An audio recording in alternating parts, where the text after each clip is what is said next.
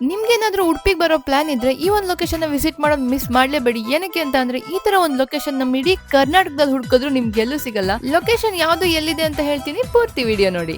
ಸುತ್ತಮುತ್ತ ನೀರು, ಮಧ್ಯದಲ್ಲಿ ಒಂದು ಚಿಕ್ಕ ಸ್ಯಾಂಡ್ ಐಲ್ಯಾಂಡ್, ಅದ್ರ ಮೇಲೆ ಸಾವಿರಾರು ಪಕ್ಷಿಗಳನ್ನ ನೋಡ್ಕೊಂಡು ಖುಷಿ ಪಡ್ತಾ ಇದ್ದಂಗೆನೆ ಈ ಕಡೆ ಹೋದ್ರೆ ನೀವು ಡಾಲ್ಫಿನ್ಸ್ ಕೂಡ ನೋಡ್ಬೋದು.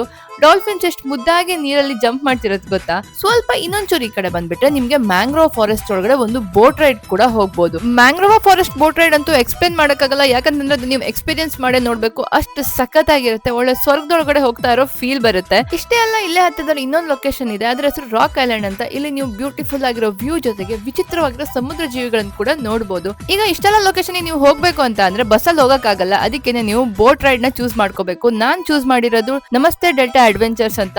ಈ ಇಷ್ಟು ಲೊಕೇಶನ್ ನ ಒಂದೇ ಬೋಟ್ ರೈಡ್ ಅಲ್ಲಿ ಅವ್ರು ತೋರಿಸಿದ್ರು. ಇವ್ರ ಹತ್ರ ಬರೀ ಬೋಟ್ ರೈಡ್ಸ್ ಅಷ್ಟೇನೆ ಅಲ್ಲ, ಕಯಾಕಿಂಗ್ ಕೂಡ ಮಾಡಬಹುದು, ATV ಬೈಕ್ ರೈಡ್ಸ್ ಕೂಡ ನೀವು ಮಾಡಬಹುದು.